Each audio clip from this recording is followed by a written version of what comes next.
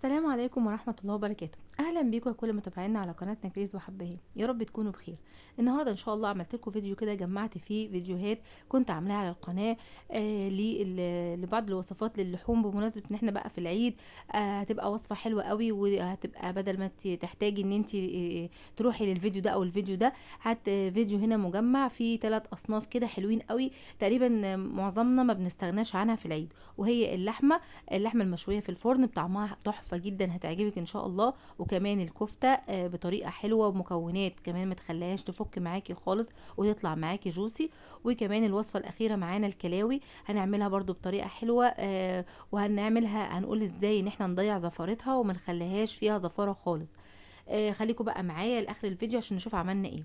اول حاجه معانا وصفه اللحمه، معانا كميه اللحمه اللي احنا هنعملها. انا عاوزه اقول لك هنا ان اي قطعه لحمه هتعمليها هتبقى مناسبه جدا في الوصفه دي.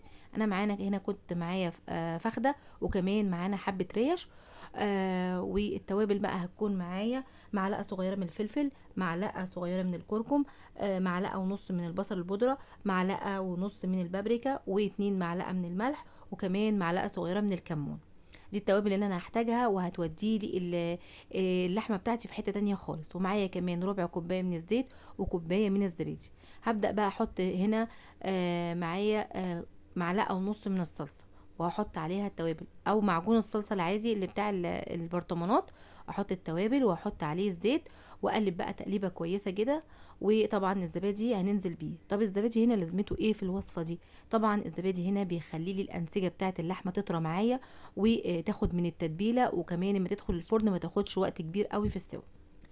هاجي بقى لنقطة مهمة جدا، ان انا هبتدي اجيب السكينة واغرز اللحمة بتاعتي واعمل لها فتحات كده عشان تتشرب من التتبيلة كويس قوي. الحركة دي مهمة جدا يا جماعة، لاني انا عاوزة التتبيلة بتاعتي تدخل جوه اللحمة وتبقى متشرباها كويس قوي. فانت ما بتاكلي الفص بتاع اللحمة او حتة اللحمة تحسي بالتتبيلة وبالطعمة. وهبدأ امسك كل قطعة كده وادعكها من التتبيلة دي دعكة كويسة قوي قوي. يعني بصي خليكي في النقطة دي او في الحركة دي، اعمليها بقى بتأني وبالراحة كده، على اساس ان انت تدخلي التتبيلة في اللحمة. بصوا زي ما انا بعمل كده، وبحاول طبعا، انا مسرعة هنا الصورة، بس انا بحاول افتح الفتحات اللي انا عملتها بالسكينة وادخل التتبيلة فيها. طب بعد ما اخلص الحركه دي طبعا لازم اريح اللحمه بتاعتي في التلاجة عشان تشرب من التتبيله. يا سلام بقى لو كان عندك وقت وعملتيها قبلها بيوم او قبلها بليله، هتديكي نتيجة حلوة جدا. طب لو انت مستعجلة عليها، ممكن 3 ساعات على الأقل تسيبيها في التلاجة، وبعد كده تبدأي تجهزيها. انا كنت خلصتها خالص، وبدأت بقى اغطيها بالاسترتش كده عشان ادخلها التلاجة. وزي ما قلنا، انا حاول بقدر الامكان نريحها اكتر وقت ممكن. بعد كده بقى طلعتها. انا هنا كنت مستعجله عليها بصراحه، وطلعتها بعد 3 ساعات. بصوا هنا حتى شكلها كانت مختلفه عن ما كنت حاططها، لانها شربت من التتبيله. معانا بقى كميه من البصل، والمنكهات بتاعتي هيبقى معايا ورق لورا وحبهان وكمان قرفة عيدان. ومعانا بقى كام فص توم حلوين كده، وفلفل حراق حسب الرغبه. هجيب صينيه. عاوزه اقولك صينيه دايما اللي انت تستعمليها تكون حسب كميه اللحمه اللي انت حطاها. يعني لو انت ما شاء الله حاطه كميه كبيره، لازم تستعملي صينيه كبيره، عشان انا عاوزه اللحمه هنا مفروده مش على بعضها. وهبدا احط فيها ورق فويل كده، ورقه بالطول وورقه بالعرض زي ما حضرتك شايفه كده، لاني انا عاوزه انها تكون محكمه في الغلق بتاعها، فلازم احط ورقه طول وعرض. وكمان جبت ورق زبده عشان الورق يكون الزبده هو اللي ملامس للحمه. وهفردها كده كويس قوي، وبعد كده هحط فيها كميه البصل. عاوزه اقول لكم يا جماعه، يعني نصيحه كتري البصل على قد ما تقدري، لان البصل والثوم بيبقى طعمهم تحفه مع الوصفه دي. طبعا البصل والثوم من الحاجات، من مضادات الاكسده، وبالذات الثوم. فانتي التومه والبصلايه دي هتلاقيها شاربه من اللحمه، وطعمها بجد بتبقى تحفه جدا.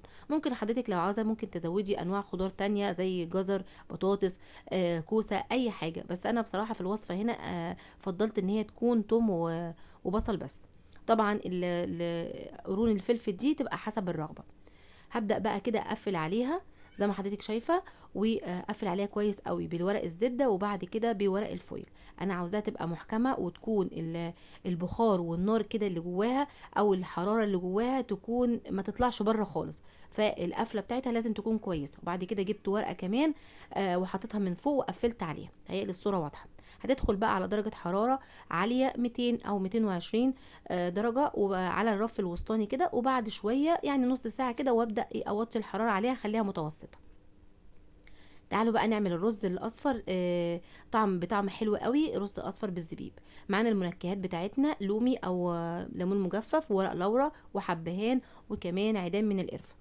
هبدا احطهم كده في شويه زيت وابدا اقلب فيهم تقلبتين، وبعد كده هنزل بالتوابل بتاعتي. طبعا انا هنا عامله رز مصري عادي، مش عامله رز بسمتي. لو حضرتك هتعملي رز بسمتي هيديكي نتيجه افضل وهيكون طعمه وشكلا يعني ايه احلى، بس انا عملته بالرز المصري عادي لان الرز المصري كلنا تقريبا بنستعمله. هنزل بقى بالتوابل معايا، معلقه صغيره من 7 بهارات ومعلقه صغيره هرميه من الكركم وكميه من الملح. طبعا الملح بيبقى حسب كميه الرز اللي انا هستعمله. وبعد كده هنزل بمعلقه كبيره مليانه من الثوم المفروم. طبعا انا قلبت الاول التوابل لحد ما ريحتها طلعت كده، وبعد كده نزلت بالثوم هقلبه تقليبه برضو. وبعد كده هنزل بقى بالرز، اكون غسلاه غسله كويسه وسايباه يتصفى خالص، وابدا اقلب فيه بقى كده. ملحوظه مهمه جدا واحنا بنعمل الرز يا جماعه، لازم الرز يسخن، لازم كل حبايه تبقى سخنه ومتغلفه بالماده الدهنيه اللي انا مستعملاها، سواء انا مستعمله بقى زيت سمنه اي حاجه. وبعد كده هنا نزلت بشويه من الزبيب وكمان قرن فلفل حراق كده حسب الرغبه برضو، وهقلب فيهم تقلبتين كده قبل ما انزل بالميه. طبعا الميه بتاعتي بتكون سخنه، طب لو عندك شوربه هتديكي نتيجه افضل واحسن. بس هنا انا برضو عملت بالميه. تمام كده. الميه بتاعتي هنا على النار على العين التانية وحطها تسخن لحد ما اقلب في الرز تقليبه كويسه. زي ما قلت لكم لازم الرز بتاعي يبقى سخن. طب انا بظبط الميه ازاي؟ هنرجع بقى زي ما اهلنا كانوا بيقولوا لنا وامهاتنا ان الميه تبقى اعلى من الرز بعقله. حطيت بقى الرز طبعا يتشرب على العين العاليه وعلى نار عاليه، وبعد كده هوطي عليه. هنا كنت طلعت اللحمه، تقريبا اللحمه خدت معايا ساعه ونص بس وكانت استوت وبقت زي الفل. بصوا انا بحاول اطلعها لكم كده، بصوا بوريكم الفص بتاعها، الفص مستوي وجميل. ولو كمان خدت بالك حضرتك الحته اللي كان فيها عظمه هي فصلت عن العظمه شويه. الرز كمان بتاعي بقى مستوي ومفلفل وما شاء الله. قلبت بس في كده فيه تقلبتين قبل ما اغرفه، وبعد كده بقى هجيب صينيه طبق كبير سيرفيس اي حاجه بقى واغرف فيها الرز، وبعد كده هحط عليها اللحمه. عاوزه اقول لحضرتك بقى لو عندك عزومه هيكون الصنف ده مشرف جدا، لانه طبعا شكله حلو وطعمه بجد، اللحمه طعمها حلو جدا. يعني كمان بعيد عن اللحمه المسلوقه والفته والاصناف طبعا الحلوه اللي احنا بنعملها في العيد، بس ده تغيير يعني. تمام. وكمان في ناس كتير بتزهق من اللحمه المسلوقه واللحمه المحمره، فاحنا عاوزين نعمل صنف جديد ويكون طعمه حلو. هبدأ بقى احط اللحمه زي ما حضرتك شايفه كده بطريقه بقى الطريقه اللي انت تحبيها وشايفه ان هي مناسبه للتقديم، ده بترجع لي حضرتك. وزي ما قلتلك الصنف ده او طريقه اللحمه دي ممكن تتعمل لاي تقطيعه موجوده عندك، يعني مش شرط خالص ان هي تكون حته لحمه بتستوي بسرعه او ريش او كده، لا، اي تقطيعه هتتبليها وتحطيها وهتبقى حلوه قوي. بصوا انا بوريكم هنا ان هي بتطلع ازاي من العظمه بتاعتها، يعني معنى كده ان هي خدت سواها كويس قوي ومستويه وزي الفل، وكمان ما قعدتش وقت كبير في الفرن، تقريبا هي ساعه ونص كانت بقت تمام. بصوا انا بوريكم كمان شويه البصل والثوم اللي احنا حطيناهم، بقوا طعمهم حلو قوي، وهنا كانت العظمه طلعت منها وفصلت. بصوا الثوم ده يا جماعه والله طعمه خطير. اما هتعملوه في مره وجيتي تعمليها مره تانية، عاوزه اقولك ان انت ممكن تحطي راسين توم، يعني هتزودي توم على قد ما تقدري من طعم التوم الحلو قوي اللي واخد من طعم اللحمه، والتومه هتبقى عامله زي الزبده كده. وكده الوصفه بتاعتنا بتكون خلصت، دي اول وصفه معانا. يلا بقى نروح للوصفه التانية ونشوف هنعمل فيها ايه. نيجي بقى للوصفه التانية ومعانا الكفته، هنعملها بطريقه حلوه جدا وهتطلع جوسي وهتبقى حلوه قوي معاكي. معايا كيلو من اللحمه المفرومه وبصلتين كبار كده مفرومين وشويه بقدونس وكمان 200 جرام تقريبا من الليه او اي دهن. ومعانا التوابل، معلقه صغيره من الفلفل، معلقه صغيره من البيكنج باودر، معلقه صغيره بصل بودره، معلقه كبيره توابل كفته، ومعلقه كبيره من الملح. ومعانا كمان المكون او المكونين اللي هيخلي لي الكفته متماسكه معايا، وهي معلقتين من النشا ومعلقه من الدقيق. انا جينا اخدت هنا شويه البصل وعصرتهم كده، واخدت الميه بتاعتهم. جزء من البصل عصرته وجزء تاني خليته زي ما هو. وبعد كده هحط بقى المكونات كلها على بعض زي ما حضرتك شايفه. طبعا اللي هي هنا او الدهن اكون مقطعاه كده حتت، لاني طبعا هضربها في الكبه. لكن لو حضرتك هتعمليها بايدك، يبقى من الاحسن ان انت تفرمي او تبشري الدهن ده، فتكون سهله معاكي ان هو يتوزع معاكي كويس في المقدار كله. هقلب بقى فيهم كده تقلبتين. طب لو انا ما عنديش كبه، ما فيش اي مشكله، زي ما قلت لحضرتك هتفرمي او تبشري المكونات بتاعتك، وبعد كده تقعدي تقلبي فيها وتعجني فيها اكنك بتعجني في عجينه بالظبط، اكنك ماسكه كده عجينه وقاعده تعجني فيها لحد ما توصلي ان الانسجه بتاعتها تفتل كده، وتبقى الانسجه يعني ايه، متشبكه ببعض كده، زي ما هنشوفها بعد ما نضربها في الكبه. طبعا خطوه الكبه دي بتبقى مريحه ليكي، لان انت مش بتعملي الموضوع اسرع.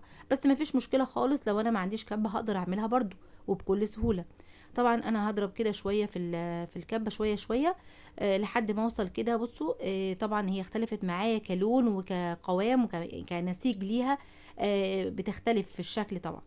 بمناسبة الكبة يا جماعة، انا عاوزة اقول لكم ان انت المفروض اما تيجي تجيبي كبة، يا ريت تجيبيها نوع كويس، لاني فعلا انا اتدبست في الكبة دي بصراحة، وانا كنت عاملة ريفيو عليها على القناة. بس طلعت كمان اسوأ ما كنت عاملة. يعني انا كنت عاملاها بعد ما جبتها بشوية، ومع الاستعمال الدنيا باظت فيها. وانا ان شاء الله هعمل لكم ريفيو تاني عليها، واقول لكم ايه اللي حصل معايا فيها. كده اللحمه بقت جاهزه معايا، لازم بقى ادخلها ترتاح في التلاجة لمده مثلا ساعه او نص ساعه على الاقل، وبعد كده قبل ما اشتغل فيها تاني. كنت خرجتها بقى، وبدات اجيب ميه البصل اللي انا كنت طلعتها من البصل المفروم بتاعي، واحط عليهم شويه فلفل بس، وابدا بقى ايه، اعمل الكفته بتاعتي على السيخ. انا هنا هستخدم سيخ على الحديد العادي. طبعا السيخ هنا بيبقى ميزته ان هو بيعمل لي فراغ جوه صباع الكفته، فده بيخليها ان هي تستوي كويس، وتبقى كمان هشه، ما تبقاش مكتومه كده، وتبقى طعمها وشكلها وقوامها حلو. تمام. طبعا صباع الكفته طوله حضرتك اللي بتحدديه، بس انا عاوزه اقول لك ان طبعا الكفته بتاعتنا بتكش شويه، فلو انت عاوزه الصباع بيبقى طويل كده ومحترم وحلو كده، فيا ريت ان انت من الاول تكوني مكبره صباع الكفته اللي انت بتعمليه. وده برضو بيرجع لرغبه حضرتك، انت عاوزاه طوله قد ايه. هبدأ بقى اشتغل فيها. طب لو حضرتك ما عندكيش السيخ الحديد ده، او ان انت عاوزه طريقه اريح، ممكن تجيبي السياخ الخشب اللي هي بتاعه الشيش طاووق. لو كانت الرفيعه هتعملي 2 او 3، تحطيهم كده مع بعض، وتبدأي تعملي عليها صباع الكفته، تصبعي عليها. طبعا السيخ الخشب ده انت مش هترفعيها من عليه، انت هتحطيها ويدخل النار عادي. بس لو كنت هتستعمليه، لازم تنقعيه في الميه الاول شويه، عشان ما يتحرقش معاكي، لان طبعا بيبقى فيه اجزاء منه باينه. فلو انت ما حطيتوش في الميه، اللي بعد كده بتطلعيه بتلاقيه اتحرق معاكي. فلازم يفضل في الميه منقوع مثلا لمده ساعه قبل الاستعمال. طيب، وفي اسياخ خشبيه تانية بتبقى تخينه شويه، يعني قريب من السيخ الحديد اللي انا شغاله بيه ده، هتحطيها برضو تشتغلي عليها، ويبقى هتستعملي سيخ واحد بس فيها. بصوا، انا هنا وانا بصبع كده بحاول ان انا اظبط طول اللي انا عاوزاه، فلو لقيته زياده بشيل منه حته، ومفيش مشكله، بستعملها في الصباع اللي بعده. تمام. لو حضرتك خدتي بالك معايا وانا بعمل صباع الكفته، اولا وانا بطلعه كده بشد لفوق، وفي نفس الوقت بحاول ان انا اظبط الصباع عشان ما يقفلش معايا، عشان الفراغ اللي انا عملته ما يقفلش معايا وانا بطلع. وكمان برضو ابقى واخده بالي عشان الكفتايه او صباع الكفته ما يتكسرش معايا وانا بطلعه. فببقى يعني ايه، ببقى حذره في الخطوه دي بالذات. تمام. هبدأ بقى طبعا، عاوزه اقول لكم ان الاحسن انت تستعملي صينيه تكون ما بتلزقش، عشان الكفته ما تلزقش معاكي. هبدأ بقى اخلص كل كميه الكفته زي ما حضرتك شايفه كده. طب واحنا بنعمل كده هقول لكم بس على اهميه، او كل مكون احنا حطيناه كان لازمته ايه في الكفته. نبدأ بالدهون. طبعا اللحمه لازم بتاعه الكفته بتكون في نسبه دهون، يعني مثلا زي ما قلت كده 200 جرام على الكيلو. لو لحمتك حمراء لازم تكون فيها نسبة دهن، لان نسبة الدهن دي هي اللي بتظبط قوام وطعم الكفتة. طيب بالنسبة للبقدونس، البقدونس يا جماعة انا بستعمل الورق بس مش بستعمل العيدان. في ناس ما بتحبش تحطه في الكفتة، زي كفتة الحاتي كده اللي احنا بنجيبها من بره ما بتبقاش فيها بقدونس، لكن هو بصراحة بيدي طعم حلو، فده برضو بيرجع لرغبة حضرتك. في حاجة تانية، في ناس كتير بتشتكي ان الكفتة ممكن بتفك منها، او انها هي في اثناء السوا تحس ان هي فكت من بعضها كده. ده بيرجع لكمية البصل اللي انت ممكن تكوني كترتيه، فعشان كده لازم تظبطي البصل من الاول. طيب وكمان النشا والدقيق ما تستغنيش عنهم في الوصفة دي، لان هم بيعملوا هنا عملية ربط للكفتة، فبيخلوا لك الكفتة ما تفكش منك خالص. هنا بقى كنت دخلت خلاص الكفتة بتاعتي، دخلت بقى على التسوية تكون ازاي. نقطة مهمة جدا اللي هنتكلم فيها هي التسوية. لازم يدخل على نار عالية، تكوني معلية النار ومشغلة الفرن قبلها بشوية، ودخلتي الكفتة بتاعتك على نار عالية. ليه؟ عشان انا مش عاوزاها تنزل ميتها، انا عاوزاها تبقى جوسي، يعني تحتفظ بالسوائل بتاعتها جواها. بعد كده ممكن توطي النار شويه، يعني بعد 10 دقايق من التسويه، لانها هي اساسا ما بتاخدش وقت في التسويه جوه الفرن. طب لو انا عندي فرن متاح ان انا استخدم الشوايه والفرن مع بعض، هيبقى كويس جدا ان انت في ال10 دقايق دول تشغلي الشوايه والفرن مع بعض. هتستوي من جوه، وكمان هتاخد لون من فوق، وهتبقى حلوه جدا. بصوا ما شاء الله طلعت معايا حلوه جدا مستويه، مش مكتومه، جوسي وطعمها حلو. نيجي بقى للاكله اللي بعدها اللي هي الكلاوي. طبعا الكلاوي معروف عنها ان احنا من الاكلات اللي بنعملها برضو في العيد، سواء بقى الكبده والكلاوي والقلب والحاجات دي. بس انا حبيت ان انا اعمل الكلاوي، لان في ناس ساعات كتير ايه عاوزه تبقى تعرف تعملها، فقلت احطها لكم في مجموعه الاكلات اللي احنا عملناها دي. اول حاجه كده هتجيب الكلاوي وابدا اقطعها زي ما حضرتك شايفه كده. سواء انت بقى حضرتك هتستخدمي كلاوي بلدي او كلاوي مستورده، مفيش اي مشكله خالص. انا في الوصفه هنا كنت مستخدمه، ما كنت عاملاها كنت عامله كلاوي مستورده، لكن ممكن حضرتك تستخدمي كلاوي بلدي، ده بيرجع لحضرتك. ولو انت عندك الذبيحه بقى او انت ذابحين، هتبقى الكلاوي البلدي متوفره عندك. جبت بقى الكلاوي بتاعتي كده وبدات ايه، قطعتها وهحط عليها شويه من الليمون، عصرت كده ليمونتين كبار حلوين، وهقلبهم فيها، وهسيبها تنزل ميتها او الدم بتاعها شويه. بصوا انا بوريكم اهي، نزلت شويه دم كده او شويه ميه من بتاعتها، دي يعتبر كلها الزفاره بتاعتها. هجيب بقى طاسه او صينيه، وعاوزه اديها صدمه. الصينيه بتاعتي هتكون سخنه جدا، وبعد كده انزل بالكلاوي فيها عشان عاوزاها تاخد صدمه. هفضل كده اقلب فيها لحد ما تنزل ميتها. انا عاوزه اتخلص من الزفاره، فهتنزل الميه او الزفاره بتاعتها في بعد ما خدت الصدمه دي. وهقول لكم هنعمل ايه تاني. طيب قلنا لو احنا هنعمل الكلاوي البلدي ما فيش مشكله فيها، لان زفرتها طبعا بتبقى اقل من الكلاوي المستورده.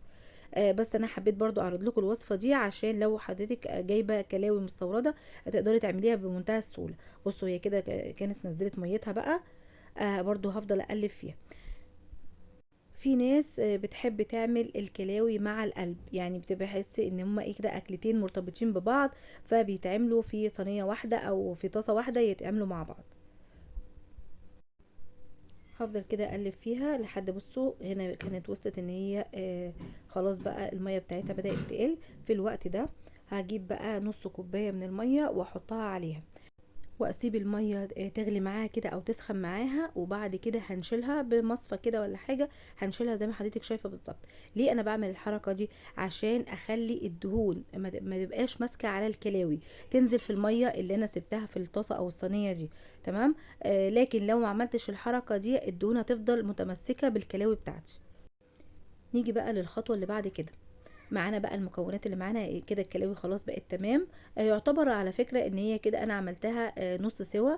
معايا كمية من البصل متقطعة شرايح، وكام فص توم كده مفرومين، ومعانا الملح وفلفل وكمون وكزبرة، ومعايا كمان عصير ليمون تقريبا نص كوباية عصير ليمون، ومعايا خل وفلفل اخضر او الوان متقطع. هبدأ بقى اجي على الطاسة او صينية واسخنها واحط فيها. انا عاوزة طعم الكلاوي بتاعتي ممكن تستغني عن الخطوة دي تماما وخليها بزيت بس او اي مادة دهنية، بس انا بحب طعم الكلاوي بتاعتي بحتة ليا لو عندك متوفرة. حطيت كده شريحتين وبدأت انزل بالبصل واقلب فيه لحد ما البصل يدبل. البصل هنا متقطع شرايح او جوليان زي ما حضرتك شايفه كده. وهنا كميه البصل برضو بترجع لحضرتك، لان هنا البصل بيدي طعم حلو قوي للوصفه. هنزل بقى بكميه الكلاوي بتاعتي وافضل اقلب فيها كده تقلبتين مع البصل بعد ما دبل. مش عاوزه البصل يا جماعه ياخد لون، انا عاوزاه يبقى بيدبل بس. تمام. وبعد كده هروح اعمل بقى تتبيله اللي هي هتديني طعم حلو قوي. هحط بقى الثوم، وكمان كل التوابل اللي احنا قلنا عليها، الملح والفلفل والكمون والكزبره، ومعاهم كمان شويه الليمون، دي تقريبا 4 ليمونات او نص كوبايه من الليمون. واحط فيهم شويه خل كده محترمين، لان الخل بيدي وبينقل الكلاوي بتاعتي في حته تانية خالص. تمام كده. واقلبهم تقليبه، وبعد كده هروح بيهم على الكلاوي عشان تدوقي بقى وتاكلي احلى كلاوي متبله كده ومعموله بتوابل حلوه، وتكوني ظابطه التوابل بتاعتها. هحطهم بقى كده على الكميه اللي عندي في الصينيه، وابدا اقلب فيها تقلبتين كده حلوين عشان كل المكونات كده تتجانس مع بعضها. انا عاوزه اقولك ان طبعا الكلاوي الجزء الاول اللي احنا عملناه فيها ده خلاها تدخل في السوا، يعني تبقى نص سوا. فهي تقلبتين كده وهتكون استوت، وبس اتاكد كمان ان البصله بتاعتي استوت. وانا عشان كده حطيت نزلت الكلاوي، وكانت البصله ده كانت داخله في ان هي تدبل. تمام. بعد كده دقتها لقيتها محتاجه شويه ملح، وحطيت عليها الملح وشويه كمان من الخل. وبعد كده هنزل بالفلفل بتاعي. الفلفل ممكن تستعملي فلفل الوان عادي او فلفل اخضر، مفيش مشكله. وعاوزه اقولك ان الفلفل من الاحسن ان انت تخليه لاخر مرحله عشان يفضل محتفظ بلونه شويه، لان طبعا انا لو حطيته في اول الوصفه هيدبل خالص ولونه هيطمس كده، ومش هيبقى مش هتحسي بيه في الوصفه. لكن كل ما يكون في اخر مرحله من التسويه هيبقى حلو. هنا كده كنت خلاص نزلتها من على النار وبقت جاهزه. هتقدميها بقى جنب شوية بطاطس، شوية طحينة، وهتبقى أكلة جميلة جدا. ويا رب يكون الفيديو عجبكم، حاولت أقدم لكم فيه بعض الوصفات اللي تنفع في العيد. يا رب وصفات النهاردة بتكون عجبتكم، وما تنسوناش بقى في اللايك والشير وتشتركوا في القناة وتفعلوا زر الجرس، وأشوفكم على خير، والسلام عليكم ورحمة الله وبركاته.